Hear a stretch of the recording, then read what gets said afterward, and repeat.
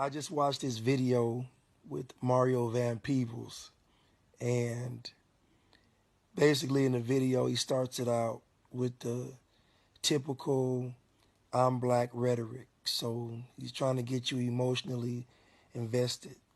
Anytime somebody starts talking to you and they start out with how they're black, then it's already a setup, because I don't need to use me being black to get my point across, even though we are not black, because you cannot use a color to describe, identify, and define a whole group of people. Anyway, Mario Van Peebles basically says that 50 Cent is wrong for endorsing Donald Trump because he's making it about the money.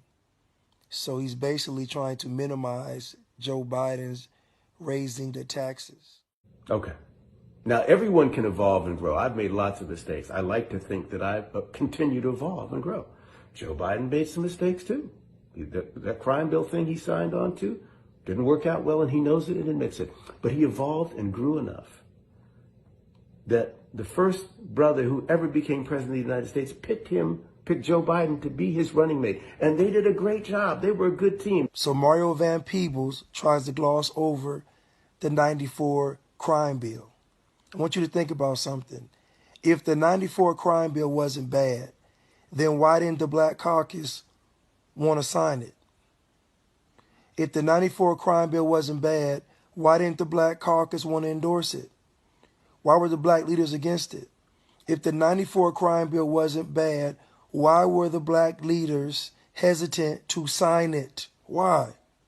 I've done a video about this. So trying to gloss over the crime bill is not only deceptive, but it's evil. Bobby Rush, member of Congress, said the other day, "I'm ashamed that I voted for the 94 crime bill." You ashamed of that bill? Not at all. In fact, I drafted the bill, as you remember. I know that. Again, you can't tell me Trump is the bad guy and then you use evil tactics to get him out of office. You can't tell me Trump is the bad guy and then you break the rules to want to get him out of office. And they did a great job. They were a good team. They stopped the pandemic. Huh? They kept us out of a financial crisis. Huh? And they got health care for people even with pre-existing conditions. Right? They did a lot. Biden saw that and he grew. And what else did he see? He said, not only this is the conscious brother, but Obama is smart enough to surround himself and listen to a super conscious, smart black woman. Right? He recognized the power of the black woman. He listened to Michelle. We know in particular when you're talking about the South Asian community, when you're talking about the Indian community more specifically, it is a growing community in the United States in terms of its voting bloc, in terms of its participation. And I think the party knows that and knows that this is part of our collective community, and there needs to be outreach and inclusion. And certainly you could become the first Indian senator in U.S. history, which would be quite an accomplishment. Not good. Kamala Harris, Attorney General of California, U.S. Senate candidate, thank you so much. Thank you so much. It's good. So what did Biden do? He gets in there now, and we need him now. And what does he do? He picks Kamala Harris to be his Michelle, not his wife, but to help him stay on track, to help him be plugged in, to help him stay conscious of where we are. That's growth. Listen, the reality also is this. Any policy that will benefit black people will benefit all of society. Let's be clear about that. Let's really be clear about that. So I'm not going to sit here and say I'm going to do something that's only going to benefit black people. No, because whatever benefits that black family will benefit that community and society as a whole and the country. Right? But you can't tell me Trump is the bad guy and you're literally lying for Joe Biden. That's not how that works. Senator made a very moving and eloquent speech as a son of the Confederacy to a organization made up of many fine people who continue to display the Confederate flag. And Judge, I hope someday you're able to come to my office and see the conference table in my room, which Judge Stennis, he was a judge, and Senator Stennis presented to me as he left the Senate. It was a table that he referred to as the flagship of the Confederacy. where he indicated to me every Wednesday, I believe it was, the senators from the old Confederacy, old Confederate states, would meet with the most powerful member of the United States Senate, from what I hear, in the last 40 years, Senator Richard Russell of Georgia. And they would sit at this table at lunch, and to quote Senator Stennis, beginning in the late 50s through the early 60s, plan the demise of the civil rights legislation. And then Mario Van Peebles leaves out that Joe Biden's mentors were racist, that Joe Biden's mentors were in the Klan. Why didn't Mario Van Peebles mention that when he mentioned Joe evolving? In his whole evolving speech, why didn't he mention Joe Biden's mentors being racist white men? As also noted, Robert C. Byrd was a parliamentary library, a keeper of the institution of the Senate, and he was the institution itself. But to me, and many people here today, like guys I see, Bill Bradley and Jim Sasser, who've long left the Senate for greener pastures, and I hope better remuneration. We used to kid about that too, but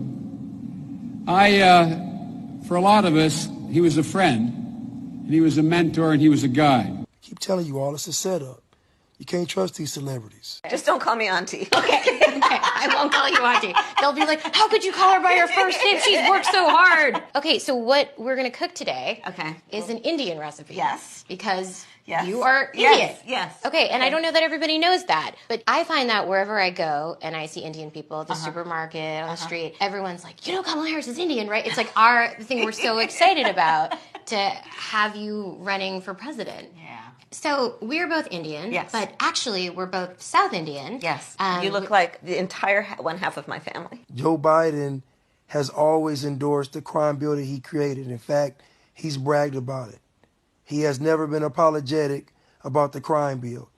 Even when Hillary Clinton and Bill Clinton were apologetic, even when these black leaders came out and said they made a mistake, he has not been apologetic about the crime bill. When you inherit the values of the people that would buy and sell you and your people, what have you become?